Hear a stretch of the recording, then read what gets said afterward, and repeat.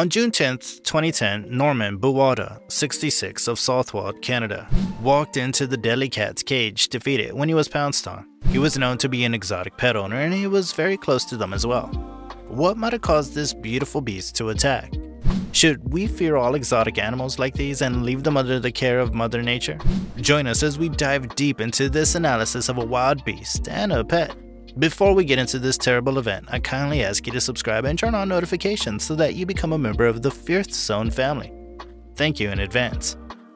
The Ontario Provincial Police were called to a property in Southwald, about 28 kilometers southwest of London, where exotic animals were known to live. According to Ontario Provincial Police Troy Carlson, Norman Buwalda, who had spent years battling with neighbors to keep wild animals on his property, was attacked and killed by the 295-kilogram tiger when he entered the animal's cage to feed it. What could have provoked the friendly animal to attack them? Was it not being properly fed? Was it being ill-treated?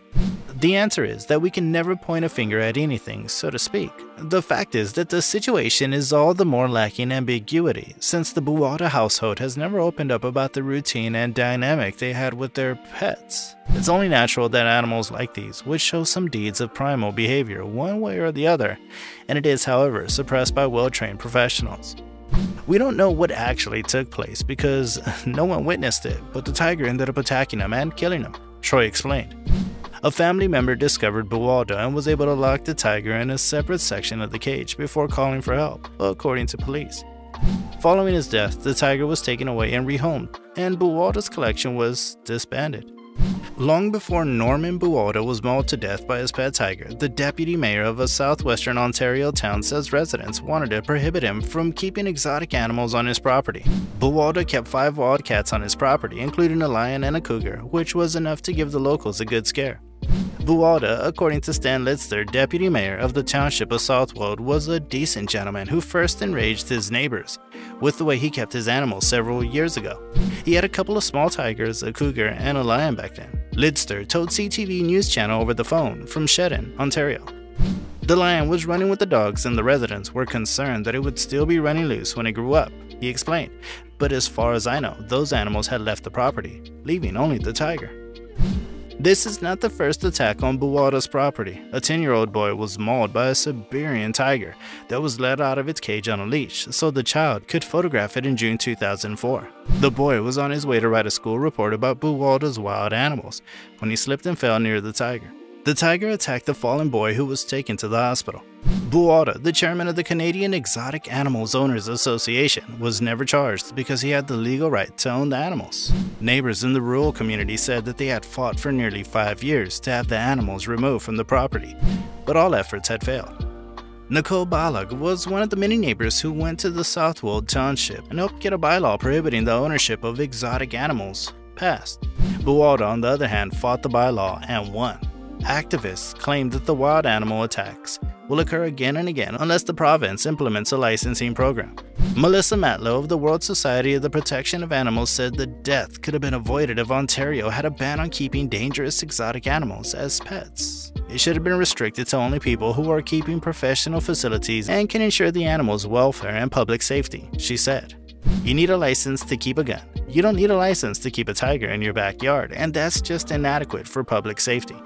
She claims that when the government revised its animal protection law the previous year, it could have included regulations on exotic species. These changes gave the Ontario Society for the Prevention of Cruelty to Animals new powers to investigate and respond to animal cruelty complaints. But OSPCA workers don't have the resources to proactively inspect these places to make sure that the animals are kept safely in the first place, and it's not adequate, Matlow said. After an OPP investigation, no charges were filed, but the Southwold Council passed the bylaw prohibiting exotic animals. Naturally, the event was put on the province of Ontario's shoulders, making it a national issue. Only in Ontario is it legal to keep exotic animals without a permit. Ultimately, the battle was lost by the town. Before we continue with this dreadful event, I'd like to ask you to subscribe to our channel and turn on notifications so you never miss a new video. Thank you in advance. Buwalda won a 2-year court battle with the town in 2004, which he claimed was abusing its power to have his animals removed from his property, according to Stan Litzler, then deputy mayor. We were fighting on behalf of the residents of Southwald to have those removed, and unfortunately, this is a terrible accident for Mr. Buwalda," said Lister, making reference to the fatal incident on a Sunday afternoon. Nicole Ballock, a neighborhood resident, was one of the many who helped pass a bylaw prohibiting the possession of exotic animals. Buwalda, on the other hand, defeated it. "We had tried to get something done about the situation in general, but it was overthrown and there wasn't a whole lot we could do about it," Ballock, who lives down the street and has 2 small children, said. Superior Court Justice John Kennedy overturned the Southwald bylaw that targeted Buwalda's animals in January 2006. Kennedy stated in a written decision that the township's efforts to ban exotic animals amounted to an abuse of its power. The process by which council arrived at its conclusion was flawed and shows an element of bad faith, he wrote. He questioned the township's lack of research, called the bylaw, which went into effect on September 1, 2004, too broad, and dismissed the council's conclusion that properly confined exotic animals are dangerous. Further, it is clear the mayor was determined to have a bylaw prohibiting exotic animals enacted as soon as possible, and which would be effective as soon as possible, Kennedy wrote. The last thing on the mayor's mind was the right of Buwalda to maintain present use of his property. However, is Buwalda to blame for this whole fiasco? Did he get what he deserved? Sadly, it is Ontario's problem, to be specific. The province of Ontario had its notoriety brewing for quite a while, owing to its roadside zoos. Kimberly Moynihan, in her article, The Shameful Case of Ontario's Roadside Zoos, discusses all the potential reasons why loads of animals escape, the counterintuitive tourism Ontario is offering, and a disturbing lot of animal attacks. If you took the city of Tokyo and turned it upside down and shook it, you would be amazed at the animals that would fall out. It would pour more than cats and dogs, I tell you. Boa constrictors, Komodo dragons, crocodiles, piranhas, ostriches, wolves, lynx, wallabies, manatees, porcupines, orangutans, wild boar. That's the sort of rainfall you could expect on your umbrella. The life of Pi, Jan Martel. According to her, while owning a pit bull is illegal in the country, owning a tiger, lion, camel, ostrich, chimp, zebra, or any other exotic animal is perfectly legal. There's no need for a license or any special training. You're not required to register your animal, nor is your site required to be pre-approved. You don't need a security system, permission from your neighbors, or liability insurance to be financially secure. There are also no restrictions on buying, selling, or breeding these animals, making them easy to obtain, even large cats and venomous reptiles. However, we can never blame the tiger for being a tiger, right? Since many lives have been paid for, would the government of Ontario listen to its people?